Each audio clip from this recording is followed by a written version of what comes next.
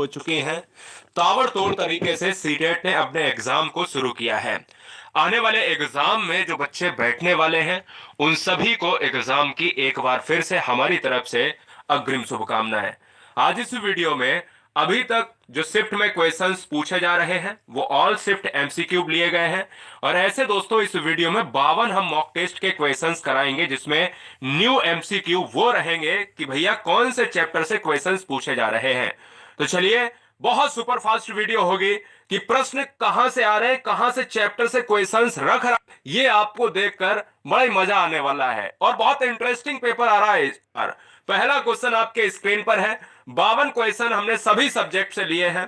रेगिस्तानी ओक पेड़ निम्नलिखित में किस स्थान पर पाया जाता है? दोस्तों इस क्वेश्चन का आंसर ऑप्शन नंबर बी चला जाएगा। ये ओक पेड़ ऑस्ट्रेलिया में पाया जाता है, साथ ही साथ जहां पर पानी की मात्रा कम होती है रेगिस्तानी इलाके में इस पेड़ को देखा जाता है। ऑस्ट्रेलिया ऑस्ट्रेलिया एक ऐसा राष्ट्र है जहां से मकर रेखा होकर गुजरती है। दोस्तों याद रखिएगा, ऑस्ट्रेलिया में कोई भी ज्वालामुखी भी नहीं है, यह भी आपको याद रखना है। चलिए सेकंड क्वेश्चन आपका एग्जाम में देखा गया, रेगिस्तानी ओक पेड़ से देखा गया। मिलता जुलता हम क्वेश्चंस कराते चलेंगे। आधुनिक भाषा विज्ञान के जनक हैं, चामस्की से क्वेश्चन आ रहा है। एक नहीं दो क्वेश्चन आ रहे हैं, तो चामस्की से एक क्वेश्चन तो बनता ही बनता है, तो नाओम चामस्की हो जाएगा इस क्वेश्चन का आंसर। स्किनर से भी क्वेश्चन पूछा गया है, तो स्किनर से भी आप जानते हो कि क्रिया प्रसूत का जो नियम है वो किसने दिया है? क्रिया प्रसूत का सिद्धांत भैया स्किनर ने दिया है। और आज जो क्वेश्चन आज की शिफ्ट में जेडपीडी का सिद्धांत आया, क्वेश्चन में ये पूछा गया कि जेडपीडी का सिद्धांत कहां से आया है, किसने दिया है? वाइगोस्की ने दिया है। जोन ऑफ प्रॉक्सिमल डेवलपमेंट, अंतस्थ समीपस्थ विकास क्षेत्र। आंसर बी चला जाएगा। सारे क्वेश्चन बताएंगे, एक एक मजेदार क्वेश्चंस बताएंगे। दोस्तों यदि पहले गुरुजी वर्ल्ड एग्जाम स्टडी पर हैं तो आज बन जाइएगा परिवार का हिस्सा। सब्सक्राइब और लाइक का कोई मतलब नहीं है, कुछ भी नहीं दोस्तों। एग्जाम अच्छा होना चाहिए, सब्सक्रिप्शंस नहीं सिलेक्शन चाहिए मुझे। कौन सा भारतीय पक्षी सड़क के किनारे पत्थरों के बीच अंडे देता है? आपकी आने वाली शिफ्ट में देखने को मिलेगा। और याद रखिएगा, आज जो पक्षी से क्वेश्चन आया है वो आउल से क्वेश्चन आया है, दीमक से, ततैया से, बर्रा से क्वेश्चन आया है। और दोस्तों यहां पर जो आंसर है मिलता जुलता आंसर हमारा ऑप्शन नंबर बी हो जाएगा। सब कुछ कराएंगे, एक एक क्वेश्चन कराएंगे। आने वाली शिफ्ट में कुछ ऐसा क्वेश्चन देखने को मिलेगा और मैं लिख कर देता हूं, स्टाम्प पे लिख देता हूं। नेफेंथिस एक पौधा है जो मेढकों, कीड़ों और यहां तक कि चूहों को भी फंसाकर खा जाता है। दोस्तों मैं फिर से दोस्तों यहां पर बताऊंगा क्या है। मैं फिर से कहता हूं दोस्तों, यहां पर एक ऐसा पौधा जो फंसाकर खा लेता है और वो हमारे देश में पाया जाता है, मेघालय में पाया जाता है। आंसर हमारा बेटा बी ऑप्शन सही हो जाएगा। Meghalaya is right answer. Meghalaya के साथ साथ अगर कोई अन्य राष्ट्र पूछता है तो मेघालय भारत में, और भारत के बाहर इंडोनेशिया में यह पौधा देखने को मिलता है। तो क्वेश्चंस में कोई भी ऑप्शन देखने को मिल सकता है, बोलो राइट ना? कोई दिक्कत, कोई डाउट? तो मेघालय भारत से, इंडोनेशिया, और या फिर इसको पिचर प्लांट भी कहा जाता है। किसको? पिचर प्लांट भी कहा जाता है। याद रखिएगा, पिचर प्लांट की संज्ञा दी जाती है। अगले क्वेश्चन पर आएंगे, क्वेश्चन नंबर 5 दोस्तों आपके स्क्रीन पर ये रहा। चलिए, कोई बच्चा बताएगा ये क्वेश्चन अगर देखने को मिल जाता है तो कौन बच्चा इस वीडियो में ये वाला क्वेश्चन कर लेता है? किस पक्षी के सिर के सामने इंसानों की तरह आंखें होती हैं? अगर यहां पर आप देखोगे शुतुरमुर्ग, ईगल, उल्लू या फिर हाक, यहां आंसर जो है, आंसर क्या हो जाएगा? आप दिमाग लगाओ। मनुष्य की जो आंखें होती हैं वो कैसी होती हैं? सामने होती हैं, है ना? सामने होती हैं। और सामने कौन सा भैया जानवर हो सकता है, कौन सा पक्षी हो सकता है? केवल उल्लू हो सकता है।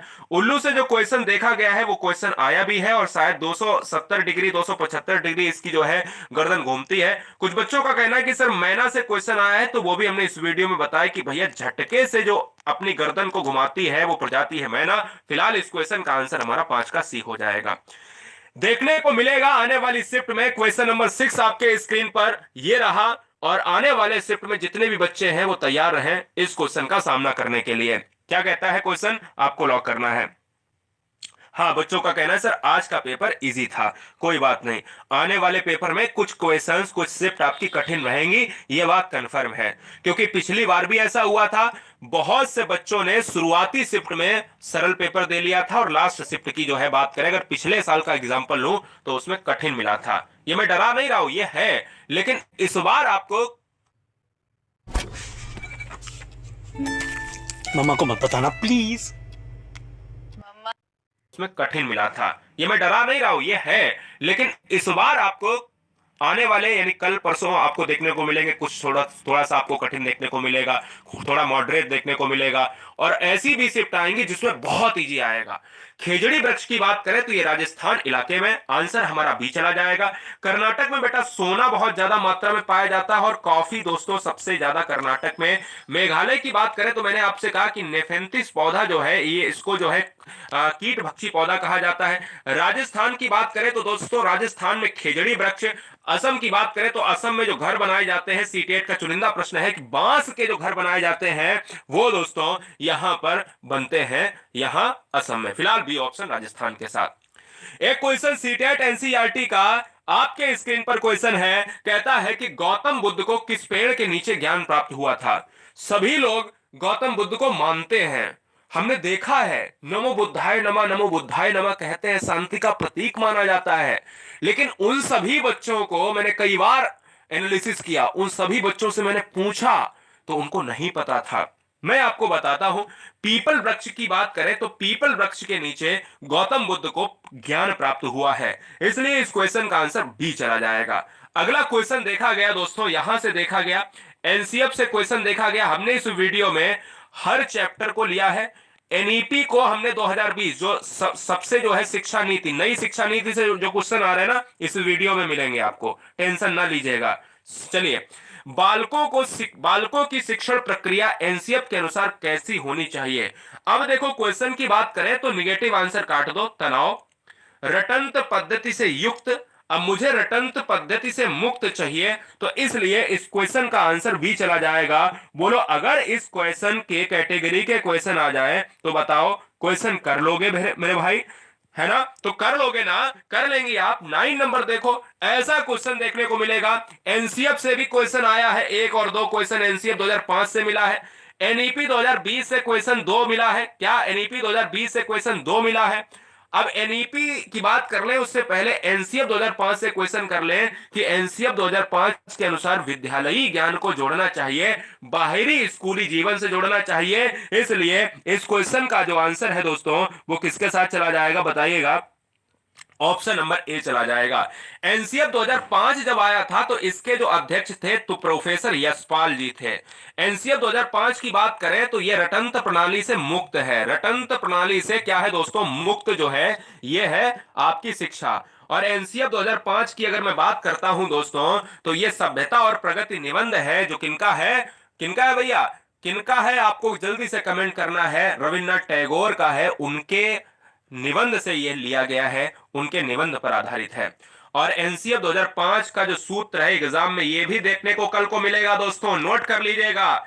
एनसीएफ 2005 का जो सूत्र है वो है बिना बोझ के भार, इस तरीके से बात करी गई है, यानी शिक्षा लर्निंग विदाउट वर्डन की बात की गई है। 10 नंबर आपके स्क्रीन पर है। निम्नलिखित में किस राज्य में तोरांग का अर्थ जंगल है? आने वाली शिफ्ट में इस क्वेश्चन को करने के लिए तैयार हो जाइए।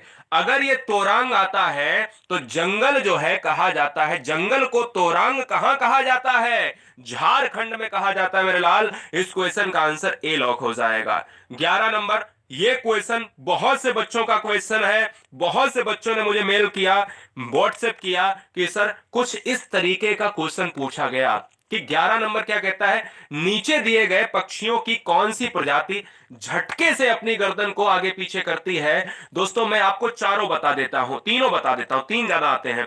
जैसे उल्लू की बात करें तो 270 डिग्री जो है गर्दन, या 360 डिग्री लगभग में गर्दन घुमा लेता है, और उल्लू की आंखें सामने होती हैं। तो क्वेश्चन में आता है कि एकमात्र पक्षी बता दो जिसकी आंखें सामने होती हैं इंसानों की तरह है, वो उल्लू है।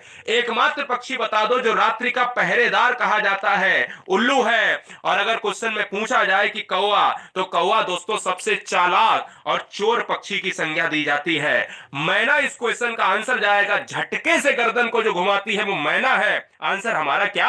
आंसर हमारा जाएगा दोस्तों इस क्वेश्चन का आंसर 4। चलो बहुत बढ़िया। नेक्स्ट क्वेश्चन आपके स्क्रीन पर है, कहता है कि किसने यह दावा किया कि सभी भाषाओं में होने वाले कुछ सार्वभौमिक गुण जन्मजात होते हैं? क्या आप ये क्वेश्चन कर लेंगे? मैं भैया बिल्कुल करवाऊंगा, केवीएस बीबीएस सब कुछ करवाऊंगा, टेंशन नहीं लेने का। ये क्वेश्चन आपके स्क्रीन पर है। अगर आपसे कहता है कि सभी भाषाओं में होने वाले सार्वभौमिक गुण जो होते हैं वो जन्मजात होते हैं, यहां पर दोस्तों क्या आंसर होगा? यहां नाम चॉम्स्की 12 नंबर का आंसर सी हो जाएगा। क्या आप सभी एनईपी 2020 से क्वेश्चन करने के लिए तैयार हो, जो एग्जाम में सबसे ज्यादा ट्रेंड हो रहे हैं? एनईपी 2020 के हम 4 क्वेश्चन बताएंगे और उन चारों क्वेश्चन में आपका एग्जाम क्लियर हो जाएगा। बिल्कुल सब तैयार रहो, 2-4 क्वेश्चन के बाद देखने को मिलेंगे। पियाजे से क्वेश्चन आ रहा है तो पियाजे की भी बात कर लेते हैं कि बच्चों के बौद्धिक विकास की 4 विशिष्ट अवस्थाओं को यहां पर किसने बताया है मेरे लाल? तो 4 विशिष्ट अवस्थाओं को बताया है, पियाजे ने बताया है। और उनका आज क्रम पूछा गया था। पहला था दोस्तों संवेदी, दूसरा था दोस्तों पूर्व संक्रियात्मक, और तीसरा दोस्तों मूर्त संक्रियात्मक अवस्था, और चौथा दोस्तों अमूर्त संक्रियात्मक अवस्था। अभी आगे एक पियाजे का और क्वेश्चन मिलेगा, उसमें और क्लियर कर देंगे, टेंशन तो नहीं है ना। 14 नंबर आने वाली शिफ्ट में दोस्तों देखने को मिलेगा। कहता है आपसे कि भाषा की पाठ्य पुस्तकें हैं, बताओ भाषा की पाठ्य पुस्तकें साधन है, दूसरा साध्य है, तीसरा संभव नहीं है, चौथा कठिन है। अरे भाई कठिन है, संभव है, निगेटिव ऑप्शन तुरंत देखना, एग्जाम में कोई भी क्वेश्चन करना काट देना, उसकी गर्दन उड़ा देना। अरे भाषा की पाठ्य पुस्तकें साधन है। जैसे अगर हम कहीं एक जगह से दूसरी जगह जाते हैं तो रिक्शा करते हैं, टेम्पू करते हैं, है ना, तो वो साधन है। इसीलिए पढ़ने के लिए जो है क्या साधन है? पाठ्य पुस्तक। अगला क्वेश्चन 15 नंबर। देखिए 15 नंबर की बात करें और उसके बाद दोस्तों मजा आएगा। क्वेश्चन जो पूछा जा रहा है, पक्षियों से क्वेश्चन भी आ रहा है। 15 नंबर आपके स्क्रीन पर है, आपको लॉक करना है। चलिए बहुत सुंदर। देखिए क्वेश्चन कह रहा है कि निम्नलिखित में से क्या पेट्रोलियम से प्राप्त नहीं किया जाता है? आपके एग्जाम शुरू हो गए हैं, 28 से 7 फरवरी तक होंगे। ये बात आप याद रखिएगा, अपने एडमिट कार्ड को चेक करते रहें। फिलहाल निम्नलिखित में पेट्रोलियम से कोयला नहीं प्राप्त किया जा सकता है, बाद बाकी सब किया जा सकता है। विटामिन से एक क्वेश्चन आ रहा है, फटाफट नोट कर लेना। विटामिन से अगर क्वेश्चंस में अगर हम चारों के रासायनिक नाम बता दें, विटामिन सी का जो रासायनिक नाम होता है एस्कॉर्बिक एसिड होता है। विटामिन बी का रासायनिक नाम होता है थाइमीन होता है। विटामिन ए का जो रासायनिक नाम होता है वो क्या होता है? रेटिनाल होता है, रेटिनाल। और विटामिन डी का जो रासायनिक नाम होता है वो कैल्सीफेराल होता है। और विटामिन में रतौंधी की बात करें तो वो होता है ए से होता है, जिसको जिसको क्या कहा जाता है? रतौंधी कहा जाता है दोस्तों, है ना। कहते हैं ना एक मार देंगे तो रतौंधी आ जाएगी। और विटामिन डी से होता है रिकेटस रोग होता है। और विटामिन बी से होता है बेरी वेरी होता है दोस्तों। और विटामिन सी से अगर आपके मसूड़ों से खून आ रहा है तो हो जाता है स्कर्वी रोग हो जाता है। चलिए अगले क्वेश्चन की बात करेंगे। उखाड़ दीजिएगा, निम्नलिखित में कौन सा पक्षी पत्तों को सीकर अपना घोंसला बनाता है? सभी बच्चे यहां पर जितने भी परिवार हमें देख रहे हैं वो क्या करना है? वो अपने एनईपी 2020 को करने के लिए तैयार हो जाओ। क्वेश्चन आने वाला है, उखाड़ना है, ठीक है ना। चलो निम्नलिखित में कौन सा पक्षी पत्तों को सीकर अपना घोंसला बनाता है? तो दोस्तों दर्जन चिड़िया। चारों कॉन्सेप्ट बताऊंगा, चारों कॉन्सेप्ट में एक कॉन्सेप्ट एग्जाम में मिलेगा। दावा है स्टाम्प पर लिख लीजिएगा। देखिए जब कोई सीकर बनाए तो सिलता कौन है? दर्जी। तो पत्तों को सिलकर कौन बनाता है? दर्जन चिड़िया। पहला क्वेश्चन। अगर कोई क्वेश्चन में आ जाए कि तने के पेड़ के तने में छेद करके, पेड़ के तने में छेद करके कोई बच्चे देता है, याद रखो, तो वो है कठफोड़वा। ध्यान दीजिएगा। और कोई प्रजाति जो झटके से अपनी गर्दन को मोड़ती है, झटके से अपनी गर्दन को मोड़ती है, वो है मैना। और कोई ऐसा पक्षी जो कोयल के बच्चों को पालता है, कोई ऐसा पक्षी जिसके घोंसले में तार पाए जाते हैं, वो है कौवा। बोलो कॉन्सेप्ट क्लियर हुआ? कौवा चोर पक्षी भी कहलाता है दोस्तों। आंसर हमारा क्या? ए हो जाएगा। अगला क्वेश्चन आपके स्क्रीन पर ये रहा। चलो भाई बताओ, पियाजे की कौन सी अवस्था में बच्चा इंद्रियों द्वारा कार्य करता है? दोस्तों पियाजे से क्वेश्चन पूछा गया है और अगर पियाजे से क्वेश्चन पूछा जा रहा है तो आज जो क्वेश्चन आया है उसका क्रम पूछा गया था। पहली क्रिया संवेदी गामक क्रिया होती, संवेदी गामक जो है अवस्था होती है जन्म से 2 साल, तो ये पहली अवस्था है। पूर्व संक्रियात्मक अवस्था की जो एज होती है वो 2 से 7 साल होती है, दूसरी अवस्था है। मूर्त संक्रियात्मक की अवस्था जो है वो होती है 7 से 11 साल होती है, ये तीसरी अवस्था है। और औपचारिक संक्रियात्मक अवस्था की 11 से 14 साल होती है, ये चौथी अवस्था है। दोस्तों याद रख लो आंसर क्या होगा, इंद्रियों के द्वारा बच्चा जब कार्य करेगा तो संवेदी चरण अवस्था कहलाएगी, जिसको जन्म से 2 साल की अवस्था कहलाती है। जब बच्चा भूखा होगा तो रोएगा, रोएगा तो ये इंद्रिय गामक अवस्था हो जाएगी। दोस्तों अगला क्वेश्चन आपके स्क्रीन पर है 19 नंबर। 19 नंबर आपके स्क्रीन पर है, आपसे कहता है यदि एक अध्यापक, ये भी क्वेश्चन बहुत ट्रेंडिंग में है इस समय, ये भी बहुत क्वेश्चन ट्रेंडिंग में है दोस्तों। कहता है यदि एक अध्यापक चावल, ब्रेड व शक्कर के उदाहरणों का सहारा लेकर, यानी ध्यान दीजिएगा, सहारा लेकर, शक्कर के उदाहरणों का सहारा लेकर, ये थोड़ा सा क्या हो गया, रिपीट हो गया, सहारा लेता है तो वहां पर क्या है, उदाहरणों का सहारा लेता है तो वह क्या पढ़ाना चाहता है, इतना पढ़िएगा आप। उदाहरणों का सहारा लेता है तो वह क्या पढ़ाना चाहता है, वो कार्बोहाइड्रेट पढ़ाना चाहता है। याद रखिएगा, क्यों, क्योंकि शक्कर और चावल में इंस्टेंट एनर्जी मिलती है। और जब शक्कर की बात करें तो वो अगर देखा जाए बहुत चीनी, यानी चीनी की मात्रा अगर शरीर में जाएगी तो कार्बोहाइड्रेट होगा कि नहीं, शकरकंद में कार्बोहाइड्रेट होता है, आलू में भी होता है, ब्रेड में भी होता है, चावल में भी होता है और शक्कर में तो होता ही होता है। आंसर भी हो जाएगा। 20 नंबर देखिएगा, मजेदार क्वेश्चन है, यही दोस्तों आ रहा है क्वेश्चन में। क्या कहता है, हाँ सब्सक्राइब कर लें अगर आपको बनाना है शिक्षक और शिक्षिका, तो बहुत बढ़िया, जबरदस्त तरीके से जितने भी बच्चे यहां पर पढ़ रहे हैं, सरकारी शिक्षक और शिक्षिका के लिए ही हम अपना प्लेटफॉर्म आपको समर्पित किए हुए हैं। देखिए निम्नलिखित में कौन सा ईवीएस शिक्षण प्रक्रिया को प्रोत्साहित करने का कौशल है। देखो भैया, दोहराना रटाना नहीं है, बोलो राइट ना, दोहराना रटाना नहीं है। अच्छा, अगर अवलोकन और सीखने में सहयोग से अच्छा गतिविधि आधारित सीख लो तो क्या आंसर सही नहीं होगा। सबसे अच्छा यह है कि बच्चों को करके सिखा दीजिएगा, बढ़िया आंसर हो जाएगा। एनसीएफ 2005 एनईपी आ गया है तांडव के साथ, बिल्कुल सही बात है दोस्तों। नई शिक्षा नीति, अब जो है क्वेश्चन हम नई शिक्षा नीति का शुरू करने वाले हैं, आप सब तैयार हो जाओ। एनसीएफ भी देखा गया तो एनसीएफ का पहले 21 नंबर कर लीजिएगा। चलो भाई, बहुत बढ़िया। 22 नंबर से शुरू है एनईपी नई शिक्षा नीति, जिससे बहुत से बच्चे डर गए आज। एनसीएफ 2005 के अनुसार बालक की प्राथमिक शिक्षा भाषा कैसी होनी चाहिए, तो भैया स्थानीय भाषा होनी चाहिए। स्थानीय भाषा के अलावा अगर क्षेत्रीय भाषा लिखा हो तो भी मार देना, और क्षेत्रीय भाषा भी ना लिखा हो तो लिखा होगा मातृभाषा में होनी चाहिए दोस्तों। इसलिए ये तीनों चीजें हमारी सही हो जाएंगी, आंसर हमारा ए हो जाएगा। क्या आप 22 नंबर को सॉल्व कर पाएंगे या कर पाएंगी मेरे लाल, सारे बच्चे बताइए। ये एनईपी 2020 का पहला क्वेश्चन मैं करा रहा हूं, जिनसे बच्चे बहुत डरते हैं। ये नई शिक्षा नीति है दोस्तों, क्या है, ये नई शिक्षा नीति है। क्वेश्चन बच्चे बहुत ही परेशान हो जाते हैं कि सर नई शिक्षा नीति, नई शिक्षा नीति, है ना। चलिए देख लेते हैं, राष्ट्रीय शिक्षा नीति 2020 किस पर बल देती है। अच्छा ये बताओ, कभी भी परीक्षा के प्रेशर को बढ़ाया जा सकता है, नहीं ना, नहीं। स्मरण क्या रटाया जा सकता है, क्या याद कराया जा सकता है, रोट लर्निंग से तो दूर रखा गया है, नहीं ना। अभ्यास और ड्रिल, ज्यादा अभ्यास डंडे के बल पर करोगे, ड्रिल करवाओगे तो हम कहेंगे क्या, निगेटिव है।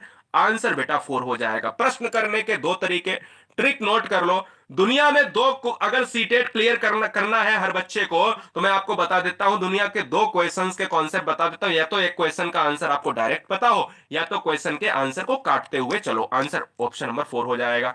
राष्ट्रीय शिक्षा नीति यानी नई शिक्षा नीति का अगला क्वेश्चन आपके स्क्रीन पर है। आपसे क्वेश्चन क्या पूछ रहा है भैया, कहता है आपसे कि देखिएगा, राष्ट्रीय शिक्षा नीति 2020 किसकी सिफारिश करती है। बहुत सुंदर क्वेश्चन है, ध्यान से करिएगा। राष्ट्रीय शिक्षा नीति 2020 सिफारिश करती है बहुभाषावाद, एक भाषा की बात करती ही नहीं है। ध्यान दीजिएगा मेरे लाल, यहां पर आपसे क्वेश्चन जब पूछा जाए ना तो गलती से एक भाषा मत मार देना, आपसे मेरा निवेदन है दोस्तों। कई बार एग्जाम में आएगा और आपसे पूछा जाएगा, नहीं तो आप एक भाषावाद लगा दें। क्लियर है, बोलो कॉन्सेप्ट क्लियर है। चलेंगे अगले क्वेश्चन की तरफ, ठीक है, बहुत सुंदर, बहुत बढ़िया। अरे बहुभाषावाद का मतलब होता है सभी भाषाओं को सर्वोपरि रखना, जिसमें मातृभाषा इंपॉर्टेंट है आपका। चलिए 24 नंबर देखिए, संरचनावादी उपागम के अनुसार, ये भी बहुत लेवल का क्वेश्चन है, संरचनावादी क्वेश्चंस आज एग्जाम में ट्रेंड हुआ। क्या है देखिए, संरचनावादी उपागम के अनुसार ज्ञान की संरचना के लिए निम्नलिखित में से क्या अति आवश्यक है। दो क्वेश्चन अभी इस वीडियो में हमारे एनईपी से हैं, जिसमें आपका सारा डाउट क्लियर हो जाएगा शायद। ये देखिए, हाँ अगला क्वेश्चन है एनईपी से। 24 कर लेते हैं पहले। संरचनावाद उपागम के अनुसार ज्ञान की संरचना के लिए निम्नलिखित में से क्या आवश्यक है। संरचनावादी पूर्व ज्ञान जानकारी को संदर्भित करता है, पॉजिटिव है। सहयोगात्मक सीखने को संदर्भित करता है, ये भी पॉजिटिव है। करके सीखने पर संदर्भित करता है, ये भी पॉजिटिव है। आंसर हमारा डी चला जाएगा। चलिए क्वेश्चन आपके स्क्रीन पर है, एनईपी 2020 से, नई शिक्षा नीति से क्वेश्चन। मेरे लाल कहता है आपसे कि निम्नलिखित में कौन सा सुधार एनईपी 2020 में शामिल किया गया था। एनईपी का मतलब होता है न्यू एजुकेशन पॉलिसी, 2020 में आई दोस्तों। और इसमें क्या क्या शामिल है, आज इस क्वेश्चन नंबर 25 को कर लोगे तो आने वाली शिफ्ट में सारे डाउट आपके एनईपी के खत्म हो जाएंगे। देखो, पहला तो ये कि एनईपी 2020 ये कहती है कि जो हर बच्चा है उसको समावेशी शिक्षा के अंतर्गत जोड़ दीजिएगा। समान और समावेशी शिक्षा की बात की गई, सभी स्तरों पर सार्वभौमिक पहुंच सुनिश्चित करना। और जो नई पाठ्य चर्चा रूपरेखा है 2020 की, वो कौन सा सूत्र है, तो इसका जो आपका सूत्र की बात नहीं कर सकते, मतलब एक पेयरिंग की बात कर सकते हैं कि इसका एक प्रोफार्मा क्या है, तो 5334 है दोस्तों। ऑप्शंस में आपको ऐसे भी मिल सकता है 5234, है ना, 5 + 3 4 3 इस तरीके से। और फिर एक ऑप्शन ऐसा भी मिलेगा 334। तो यही वाला ऑप्शन आपका सही है, ये वाला आपको विकल्प याद रखना है। फिलहाल यहां पर आंसर 4 हो जाएगा। तो ये तीनों चीजें हैं। एनईपी 2020 ये कहती है कि हम जो भाषा की बात करेंगे तो बहुभाषावाद पर हम जो है क्या, बहुभाषावाद के अंतर्गत आएंगे। एनईपी 2020 में बच्चे की जो समझ होगी वो वैचारिक समझ होगी, ये भी आपको याद रखना। तो वैचारिक ऑप्शन याद रखना, तो आंसर डी हो जाएगा। चलिए 26 नंबर आपके स्क्रीन पर है, आपको लॉक करना है। बताइए, 26 नंबर आपके स्क्रीन पर है, आपको लॉक करना है। भाई वीडियो लाइक कर लेना, अगर अच्छा लगे तो कोई बात नहीं। चलो भाई, बहुत सुंदर।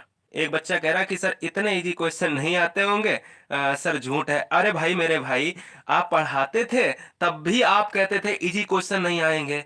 अच्छा ये बताओ, पेपर बनेगा एनसीईआरटी से बनेगा, और पेपर बनेगा तो अमेरिका के राष्ट्रपति को तो बुलाया नहीं जाएगा ना मेरे लाल। तुम तो बहुत होशियार हो, तुम्हारे माता पिता ने इतना होशियार करके ब्रिलियंट बनाया, फिर भी नासमझ वाली बात करते हो। आपको आता है तो मतलब आप ब्रिलियंट हो, समझो इस चीज को। हम पॉजिटिवनेस निकाल लेते हैं आपके अंदर, सकारात्मक सोचें आपके बारे में तो बहुत कुछ हो, ठीक है ना। चलिए, गिफ्ट के तौर पर मिलने पर एक 5 साल की बच्ची बोली, यह मेरे लिए नहीं है। लड़कियां जो है कार, या लड़कियां जो है कारों से नहीं खेलती। तो लड़कियां कारों से नहीं खेलती मतलब बॉयज एंड गर्ल्स की बात करी जा रही है, इसमें जो है भेद की बात हो रही है। और भेद दोस्तों होता है जेंडर, रूढ़िबद्धता होता है। बोलो क्लियर है। तो रूढ़िबद्धता वाला ऑप्शन आपकी शिफ्ट में, आने वाले शिफ्ट में मिलेगा, ये बात दिमाग में बैठा लो। और जहां पर दोस्तों लड़के और लड़कियों में अंतर दिखाया जाए, तुरंत आपको क्या लॉक कर देना है, रूढ़िबद्धता। क्वेश्चन में कुछ भी आ जाए, लेकिन अगर आपको समझ में नहीं आ रहा और ये ऑप्शन है, तुरंत लॉक कर देना, याद रखिएगा। क्लियर है। चलिए अगले क्वेश्चन की बात करेंगे, क्वेश्चन नंबर 27। 27 नंबर आपके स्क्रीन पर है कि सबसे अधिक ऊंचाई पर उड़ने वाला पक्षी में कौन आएगा, यानी कौन सा ऑप्शन ऐसा है, तोता, गिद्ध, कौवा, मैना। 4 ऑप्शन आपके स्क्रीन पर है। फिर मैं बताऊंगा, मैना झटके से मुड़ने वाली गर्दन मारिएगा, कौवा चोर पक्षी कहा जाता है, कौवा चालाक पक्षी कहा जाता है, गिद्ध दोस्तों प्रकृति का सफाई करता है। क्वेश्चन में याद रखिएगा, प्रकृति का सफाई करता है। क्या प्रकृति का दोस्तों, प्रकृति का जो है सफाई करता है कौन, आपको याद रखना है, सफाई करता है कौन दोस्तों, तो ये है आपका गिद्ध है। गिद्ध की बात करें तो इस क्वेश्चन का भी आंसर गिद्ध हो जाएगा। आसमान को छूता है गिद्ध, इस क्वेश्चन का आंसर होगा। अगला क्वेश्चन है 28 नंबर, बताइए। हाँ, और क्वेश्चन में एक और चीज मैं हर बार रटाता हूं कि गिद्ध, बाज, चील, ये हमेशा जो है आपके तीनों ऊंचाई पर उड़ते हैं। मनुष्य से इनकी जो देखने की क्षमता होती है वो 4 गुना होती है ज्यादा। और 6 गुना किसकी ज्यादा होती है, कमेंट करके बताइए। 6 गुना देखने की क्षमता मनुष्य से ज्यादा होती है बाघ की, और इन तीनों की होती है 4 गुना। और जो सबसे ऊंचाई पर उड़ता है वो गिद्ध चील बाज ही उड़ता है। अगले क्वेश्चन की बात करेंगे, ये रहा। चलो भाई बताइए, स्वागत है। बच्चा कह रहा है कि सर क्वेश्चन मुझे भी आसान लग रहे हैं, इसका मतलब मैं भी इंटेलिजेंट हूं। बिल्कुल दोस्तों। और अगर देखो तुमको कोई मोटिवेट नहीं करता तो खुद से मोटिवेट होना पड़ेगा, बोलो राइट ना।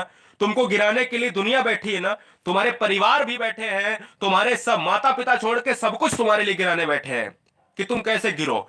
यहां पर आंसर 28 का क्या हो जाएगा कि प्राथमिक स्तर पर किस गतिविधि या किसी खेल के लिए अनुदेशन दिया जाना चाहिए बच्चों की घर की भाषा या मातृभाषा में। तो मैं कहता हूं दोस्तों इस क्वेश्चन का आंसर ए हो जाएगा। राइट ना दोस्तों, आंसर ए सबसे बेस्ट हो जाएगा। अगला क्वेश्चन 29 नंबर आपके स्क्रीन पर है, आपको लॉक करना है। स्वागत है। यह क्वेश्चन नहीं देखने को मिलेगा एनसीईआरटी में, सीटेट के पैटर्न में सबसे पहला जो पार्ट होता है उसमें इस क्वेश्चन का जिक्र है। सीटेट की बात, अब सीटेट तो होता है ऑल इंडिया में, लेकिन इस क्वेश्चन का पहले चैप्टर में इसका जिक्र आता है बहुत सी किताबों में। अब देखिएगा क्या है, उत्तर प्रदेश का कौन सा जिला इत्र बनाने के लिए मशहूर है। अब इत्र बनाने की बात करें तो दोस्तों इसी जिले से हम भी आते हैं। हमारे जो जन्म हुआ है दोस्तों, वो हमारा जन्म यहीं से हुआ है। जब हमने सीटेट के एनसीईआरटी को खंगाला, क्योंकि सीटेट में पिछली बार जो शिफ्ट की बात अगर करी जाए, तो शिफ्ट की अगर मैं बात करी, फिलहाल अगर मैं देखूं, अभी यहां पर मैं हूं नहीं, तो फिलहाल अगर आंसर हमारा ऑप्शन नंबर बी चला जाएगा। क्या हो जाएगा, कन्नौज हो जाएगा। दूसरी चीज, कन्नौज की बात करें तो कन्नौज किसकी राजधानी रही है, राजा हर्षवर्धन की राजधानी रही है। अगला क्वेश्चन आपके स्क्रीन पर 30 नंबर। चलो भाई बताओ, क्वेश्चन नंबर नेक्स्ट।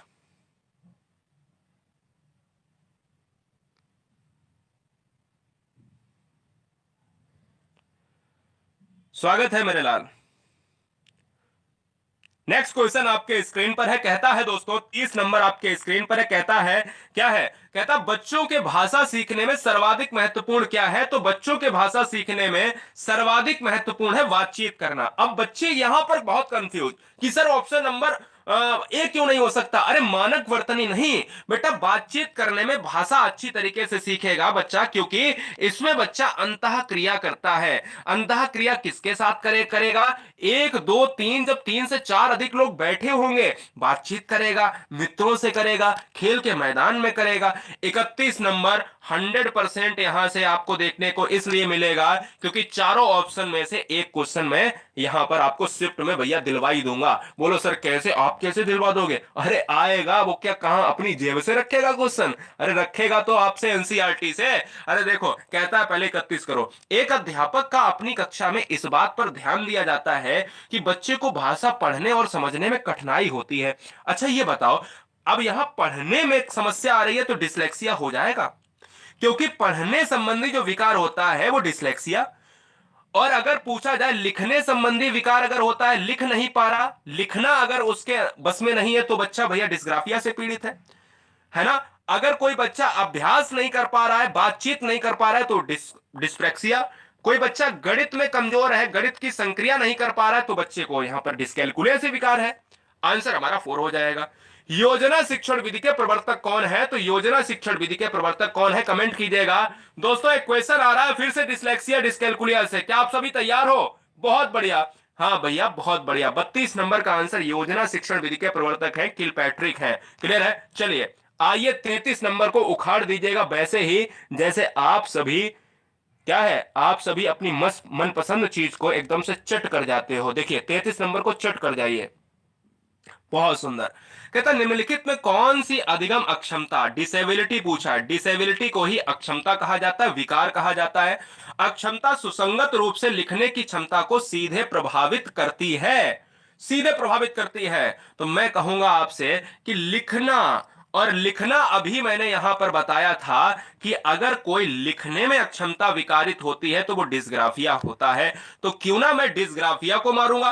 आंसर हमारा तो बी होगा, बोलो राइट ना, क्लियर ना। चलिए हमने कहा अगर कोई बच्चा प्रयोग नहीं कर पा रहा है अपनी चीजें, अगर कोई बच्चा पढ़ नहीं पा रहा है, अगर कोई बच्चा लिख नहीं पा रहा है, अगर कोई बच्चा कैलकुलेशन नहीं कर पा रहा है, कैलकुलेशन नहीं कर पा रहा है, तो फिलहाल आंसर हमारा बी चला जाएगा। अगला क्वेश्चन आपके स्क्रीन पर है। क्या आज इस क्वेश्चन में 34 नंबर आज की शिफ्ट में नहीं मिला, आने वाली शिफ्ट में, किसी भी शिफ्ट में 100% फंसने वाला है, क्योंकि हम रोजाना एनालिसिस कराएंगे आपका, रोजाना एनालिसिस कराएंगे। हम आज मिर्च के बिना अपने भोजन के बारे में सोच भी नहीं सकते। यह हमारे देश में किस देश के आने वाले व्यापारियों द्वारा लाई गई थी। हम कहते हैं कि मिर्च जो हम खाते हैं ना दोस्त, अगर हम मिर्च खाते हैं तो यह बताओ ये मिर्च जो है कौन लाया था। तो मिर्च जो है लाए थे पुर्तगाली, लाए थे भैया पुर्तगाली। समस्या यह है कि कहां से लाए थे, समस्या यह है कहां से लाए थे, तो दक्षिण अमेरिका से लाए थे। दोनों चीजें आपको याद रखना। अरे भाई लाया कौन था, पुर्तगाली। लाए कहां से थे, दक्षिण अमेरिका से। बोलो कॉन्सेप्ट क्लियर है ना मेरे लाल। चलिएगा अगले क्वेश्चन की बढ़े बात करेंगे, 35 नंबर।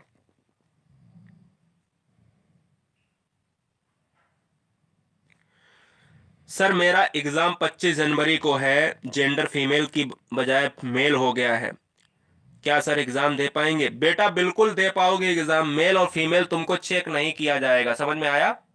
चिंता मत करो। मैं यही कहूंगा कि भैया फीमेल की जगह मेल हुआ है, मेल की जगह फीमेल हुआ है, उसकी चिंता ना करो, एग्जाम में बैठो जाकर, टेंशन नहीं लेने का। सिंपल सी बात बता रहा हूं, आराम से उसकी टेंशन ना लो, चार जगह पूछो मत।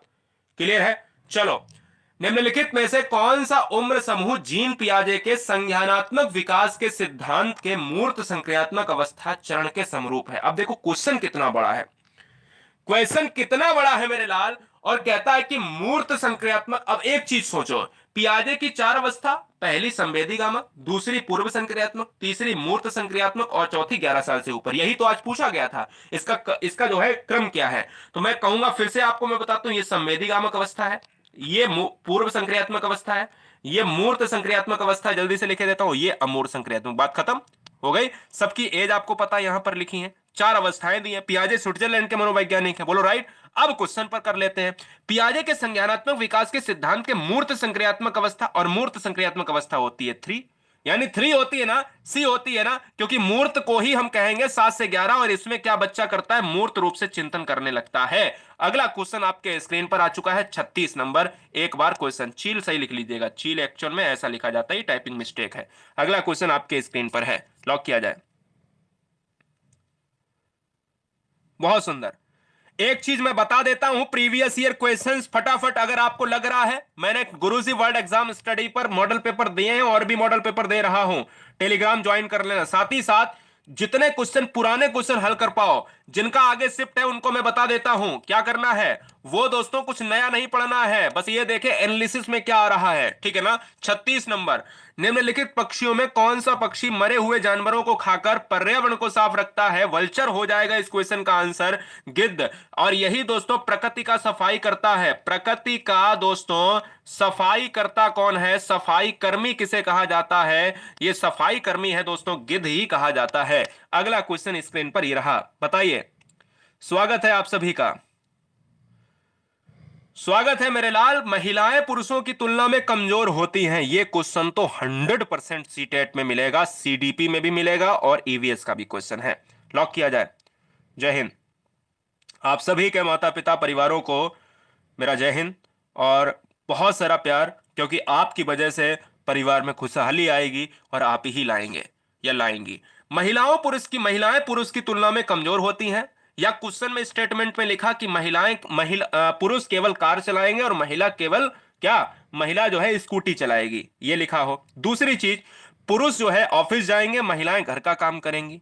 तीसरी चीज, पुरुष गणित में अच्छे होते हैं, महिलाएं गणित में कमजोर होती हैं, या महिलाएं गणित में अच्छी होती हैं, पुरुष गणित में कमजोर होते हैं। तो किसी भी तरीके का आपको ऊंच नीच नहीं करना है। ये अगर ऊंच नीच है दोस्तों, कमजोर की बात की जाए, चाहे पुरुष कमजोर दिखाया जाए क्वेश्चन में, चाहे महिला कमजोर दिखाई जाए, तो उसमें रूढ़िबद्धता आपको लगा देना है, नहीं तो अंधविश्वास ना लगा देना। नहीं तो कहते हैं गांव में, अरे वो तो अंधविश्वास के चक्कर में पड़े हैं। अरे कोई तांत्रिक वांत्रिक थोड़ी ना है जो सीटेट कोई तांत्रिक विद्या पर आधारित क्वेश्चन कराए। आंसर बी हो जाएगा। अगला क्वेश्चन, चलो भाई।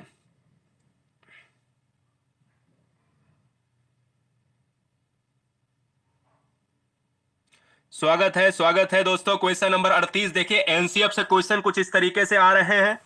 एनसीएफ से क्वेश्चन कुछ इस तरीके से आ रहे हैं दोस्तों। कह रहा है कि एनसीएफ ने कक्षा 1 और कक्षा 2 के लिए ईवीएस के लिए निर्धारित पाठ्यक्रम 52 क्वेश्चन, हमने 52 कॉन्सेप्ट इसमें बताए, कोई बच्चा हिलेगा नहीं 52 क्वेश्चन तक।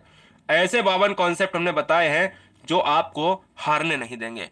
एनसीएफ 2005 की बात की जा रही है। कक्षा 1-2 के लिए ईवीएस के लिए किसी निर्धारित पाठ्यक्रम और पाठ्य पुस्तकों की सिफारिश नहीं की है।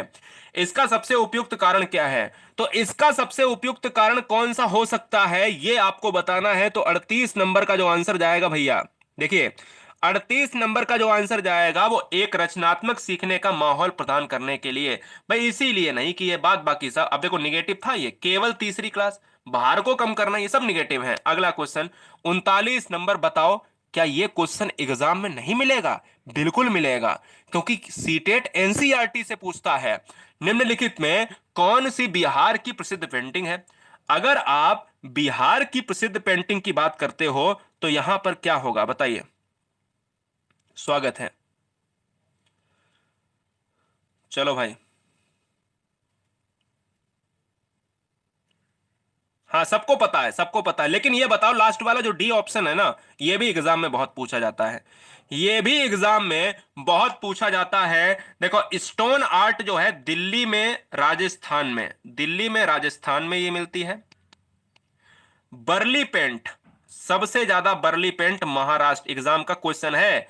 और मधुबनी पेंट दोस्तों बिहार। 30 लाख से भी ज्यादा म्यूचुअल फंड इन्वेस्टर्स ग्रो का इस्तेमाल करते हैं। पता है क्यों? क्योंकि यहां मिलता है आपको जीरो कमीशन। एसआईपी आप सिर्फ 1,000 रुपए के साथ शुरुआत कर सकते हैं और 5,000 से भी ज्यादा म्यूचुअल फंड्स और 44 से भी ज्यादा फंड हाउसेस आपको यहां मिलते हैं। What are you waiting for? Download the Grow app now. Investment in securities market are subject to market risks. Read all the related documents carefully before investing.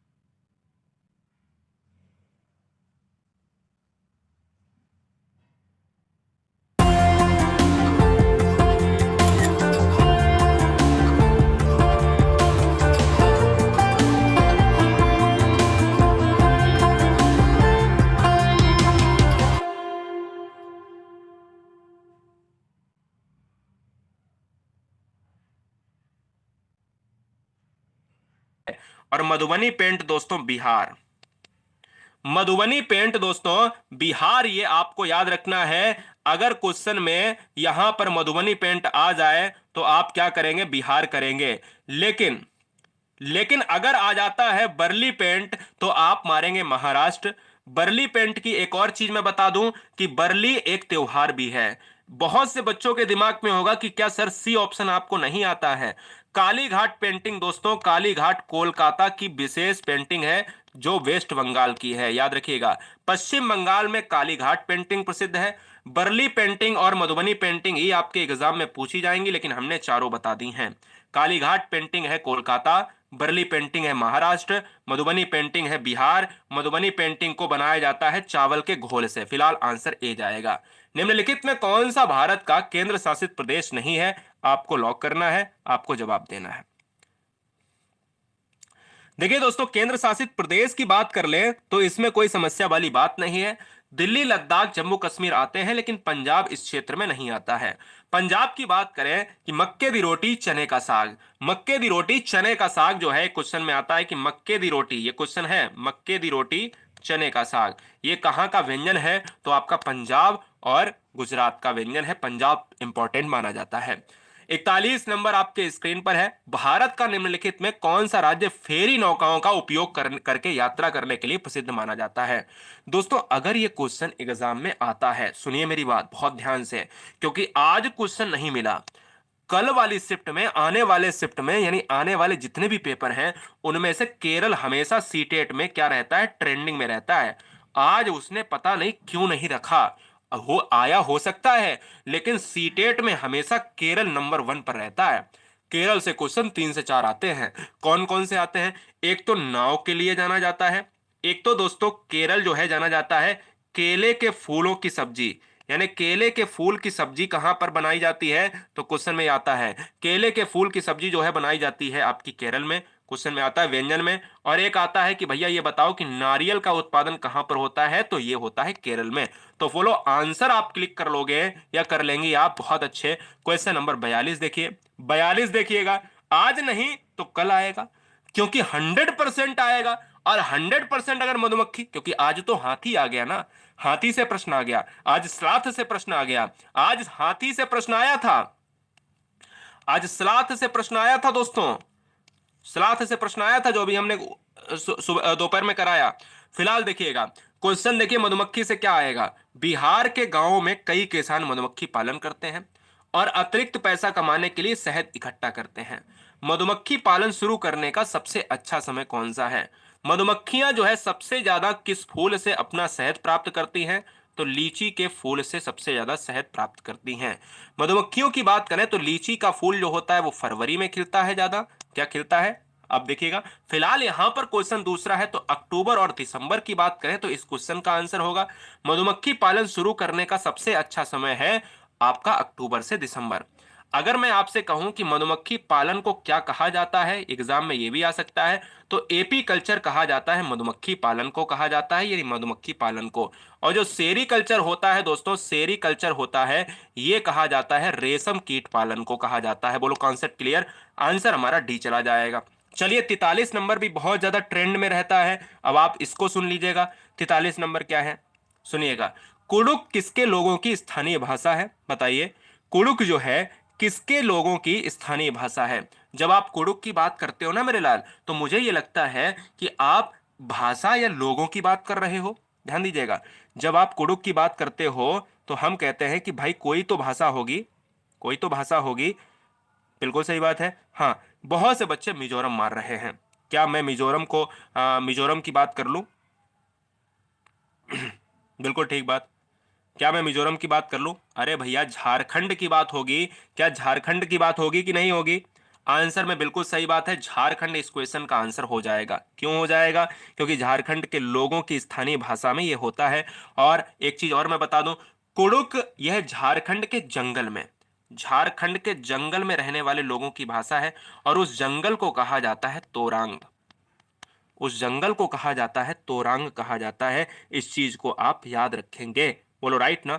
चलिए ठीक है, तोरांग का मतलब क्या होता है? जंगल या वन होता है। अगला क्वेश्चन आपके स्क्रीन पर ये रहा। 44 नंबर कहता है गणित से भयभीत होने और उसके असफल होने के लिए निम्नलिखित में किसे एक कारण नहीं माना जा सकता। आपके दिमाग में आता होगा कि सर मैथ कैसी जा रही है, तो आइए मैथ से देखिए, आपको रूबरू कराते हैं कि गणित से भयभीत होने और उसमें असफल होने के लिए निम्नलिखित में किसे एक कारण नहीं माना जा सकता है। तो हमसे कहा गया क्वेश्चन में क्या है, पहले क्वेश्चन को पढ़ा करो सही से कि क्वेश्चन निगेटिव में है या क्वेश्चन पॉजिटिव में। अब दिमाग में बना लो कि निगेटिव में क्वेश्चन है। तो अगर देखा जाए कि कौन सा नहीं हो सकता है, भाई कौन सा नहीं हो सकता है, 44 नंबर का जो आंसर होगा वो होगा लैंगिक भेद। अरे क्या कोई लड़की नहीं सीख सकती है क्या गणित? क्या कोई लड़का गणित नहीं सीख सकता है? सीख सकता है। आंसर तो यही होगा, क्योंकि लिंग का प्रभाव बुद्धि पर पड़ता ही नहीं है। कोई भी व्यक्ति कुछ भी सीख सकता है। आंसर डी हो जाएगा। कहानियां बच्चों को भाषा अधिगम का आनंद, हिंदी पेडागोजी से क्वेश्चन है। हिंदी गणित सब कुछ आपको देखने को मिलेगी, और ऐसे ही क्वेश्चन हूबहू एग्जाम में देखने को मिल रहे हैं। कहानियां बच्चों को भाषा अधिगम का आनंद लेने तथा उनमें डॉट डॉट विकसित करने के लिए प्रोत्साहित करती हैं। क्या? अब क्या प्रोत्साहित करती हैं? तो भैया क्वेश्चन कैसा है ये देखो, पहले पॉजिटिव क्वेश्चन है। क्या साहित्य की सराहना बोध, भाषा के रूपों को, जीवन कौशल या गत्यात्मक कौशल? चलिए बताइए। अधिगम का आनंद की बात करी जा रही है, और जब अधिगम का आनंद होता है बेटा, तो मुझे यह लगता है कि बच्चा कहानी में बहुत कुछ सीखता है। और बच्चा जब कहानी में बहुत कुछ सीखता है तो वो क्या हो जाता है? तो बेटा इस क्वेश्चन का आंसर हो जाता है बी ऑप्शन, भाषा के कई विविध रूप हो जाएंगे। इस क्वेश्चन में कई जो है कई चीजें आपको सी ऑप्शन डी ऑप्शन किताबों में मिलेगा, लेकिन इस क्वेश्चन में भाषा के विविध रूप को समझने की बात की जाती है। आपको मैथ कैसी आ रही है? मैथ देखिए दोस्तों ऐसी आ रही है, क्योंकि ये प्रीवियस ईयर क्वेश्चन का कम से कम 4 से 5 बार रिपीटेड है। और मैं वादे के साथ मैं वही बात कहूंगा, स्टाम्प पर लिख के रख लीजिएगा, आने वाली शिफ्ट में ये वाला क्वेश्चन इतना ज्यादा रिपीट होगा, क्वेश्चन कहां से बनाएंगे? पेडागोजी तो उतनी ही है ना, सीमित है ना दोस्तों। आंसर हमारा क्या होगा, कोण हो जाएगा, क्योंकि कोण और रेशियो दो ऐसे चैप्टर हैं जो आपके प्राथमिक स्तर में शामिल ही नहीं है, इसलिए एंगल एंड रेशियो आपको